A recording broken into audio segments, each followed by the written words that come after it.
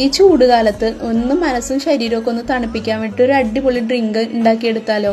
അവിൽ വെച്ചിട്ടാണ്, മട്ടവിലാണ് എടുത്തിട്ടുള്ളത്. അത് നല്ല പോലെ ഒന്ന് കഴുകി എടുത്തിട്ട് നമുക്കൊരു പാത്രത്തിലേക്ക് ഇട്ട് കൊടുത്തിട്ട് ഒരു കപ്പ് നല്ല തണുപ്പുള്ള വെള്ളം ഒഴിച്ചിട്ട് ഒന്ന് കുതിരാൻ വേണ്ടിയിട്ട് മാറ്റി വയ്ക്കാം. അത് കഴിഞ്ഞിട്ട് ഒരു 6 ചെറുപഴം എടുത്തിട്ടുണ്ട് കേട്ടോ. ആ ചെറുപഴം നല്ല പോലെ ഒന്ന് ഉടച്ചെടുക്കണം. ഒരു കയ്യിൽ വെച്ചിട്ട് നല്ല പോലെ ഒന്ന് ഉടച്ചെടുത്തിട്ട് അതിലേക്ക് ആവശ്യത്തിന് പഞ്ചസാര, മധുരത്തിന് ആവശ്യമായിട്ടുള്ള പഞ്ചസാര ചേർത്ത് കൊടുക്കാം. പഞ്ചസാരയൊക്കെ ഓരോരുത്തരുടെ ഇഷ്ടത്തിനനുസരിച്ച് കൂട്ടിയും കുറച്ചൊക്കെ ഇട്ട് കൊടുക്കാം കേട്ടോ. ഷുഗറൊക്കെ ഉള്ളവരാണെങ്കിൽ കുറച്ചിട്ട് കൊടുത്താൽ മതി. അപ്പോൾ എന്നിട്ട് അതിലേക്ക് ഒരു 4 ചുവന്നുള്ളി ചെറുതായിട്ട് അരിഞ്ഞും ചേർത്ത് കൊടുത്തിട്ട് നല്ല പോലെ ഒന്ന് ഉടച്ചെടുക്കുക.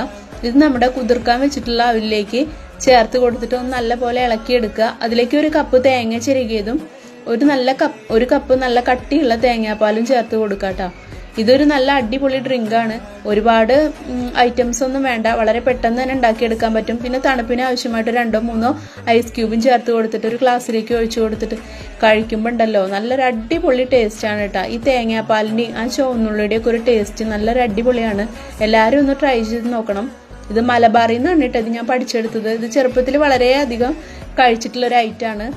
പിന്നെ ഇഫ്താറിനൊക്കെ ഉണ്ടാക്കാൻ പറ്റിയൊരു അടിപൊളി ഐറ്റമാണ്. ഇഷ്ടമായി എല്ലാവരും ലൈക്ക് ചെയ്യുക, ഷെയർ ചെയ്യുക, കമൻറ്റ് ചെയ്യുക. താങ്ക്